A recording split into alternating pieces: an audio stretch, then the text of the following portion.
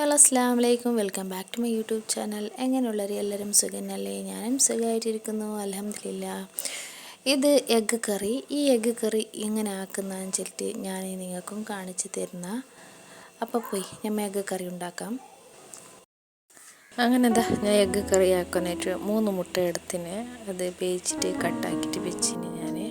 പിന്നെ അതാ നീരുള്ളി, ജണ്ടമുളക്, കാഷ്യൂനട്ട്, പിന്നെ ജീരക, ടൊമാറ്റോ, കെത്തലവങ്ക, വെള്ളുള്ളി ആക്കാനായിട്ട് ഞാനൊരു പാത്രം വെച്ചിന്. അതിലേക്ക് കുറച്ച് എണ്ണ വീത്തി, എണ്ണ ചൂടാകുമ്പോൾ തന്നെ അതിലേക്ക് കെത്തലവങ്കെല്ലാം ഇടുന്നു ഞാൻ.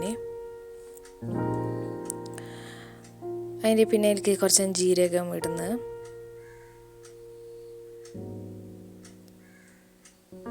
വെള്ളുള്ളി ഇട്ട് ഞാൻ 2 മുളകും, കാഷ്യൂനട്ട് 5-6 കാഷ്യൂനട്ട് എടുത്തിട്ട് ഞാൻ വേഗം തന്നെ നീരുള്ളി ഇട്ട് എന്നിട്ട് നല്ല ഫ്രൈ ആക്കണം.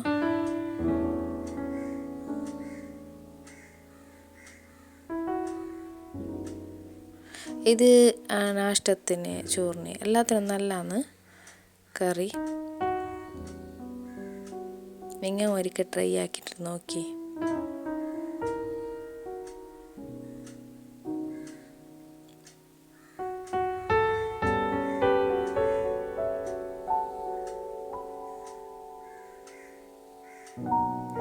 നീരുള്ളി, ടൊമാറ്റോ എല്ലാം ഇട്ടിട്ട് നല്ല ഫ്രൈ ആവണിത്.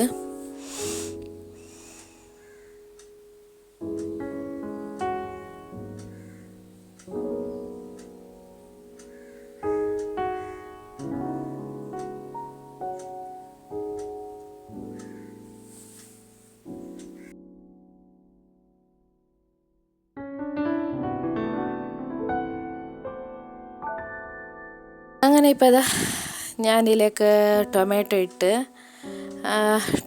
ഇട്ടിട്ട് പിന്നെ നല്ല ഫ്രൈ ആക്കണം.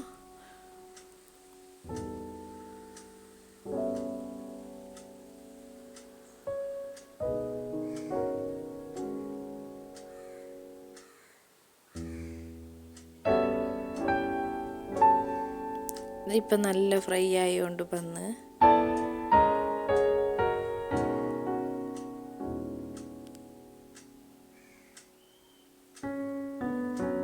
അങ്ങനെ നല്ല ഫ്രൈ ആകുമ്പോഴേക്ക് ഞാൻ ഈ എഗ്ഗ് കറി മസാലപ്പൊടി ഞാൻ കുറച്ച് അതിലേക്ക് ആഡാക്കിയിട്ട് നല്ല ഫ്രൈ ആക്കുന്നത്. എഗ്ഗും കുറച്ചും ഫ്രൈ ആക്കിയിട്ട് എടുക്കുന്നത്.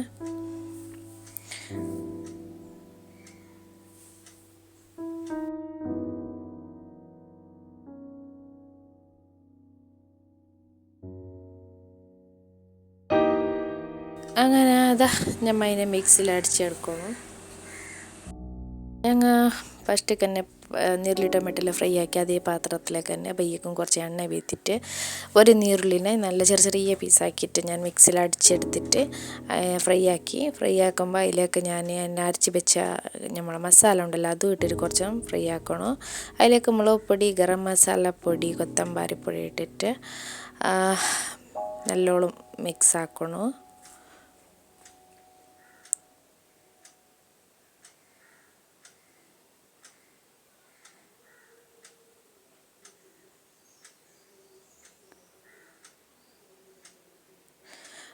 അതിലേക്ക് ഞാൻ ഉപ്പിട്ട് നമുക്ക് എത്ര ടേസ്റ്റിക്ക് എത്ര ഉപ്പ് വേണം അത്ര നോക്കിയിട്ട് ഇടണം.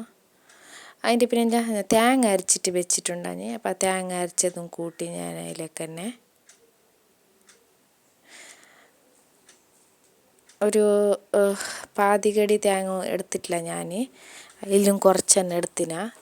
ഞാൻ ഒരു കുറച്ചാക്കുന്ന കൊണ്ട് 3 മുട്ടൻ്റെ ആക്കുന്ന കൊണ്ട് തേങ്ങ അരച്ച് വെച്ചതിൻ്റെ പാലുണ്ടാഞ്ഞ് കതിയിട്ട് ആ തണ്ണി ഞാൻ അതിലേക്ക് ബീത്തിന് മിക്സാക്കി എന്നിട്ട് ഒരു പോലെ ആക്കിയിട്ട് അതിലേക്ക് ഞാൻ വേവിച്ച മുട്ട ഞാൻ ഇട്ട്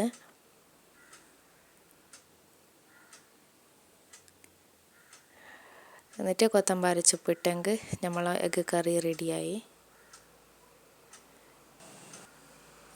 ഞമ്മ പൂരിൻ്റെ കൊത്തെല്ലാം തിന്നാൻ അല്ല ചോറിൻ്റെ കൊത്തെല്ലാം നല്ലതാണ് ഈ കറി. നിങ്ങൾ ഒരിക്കൽ ട്രൈ ആക്കി.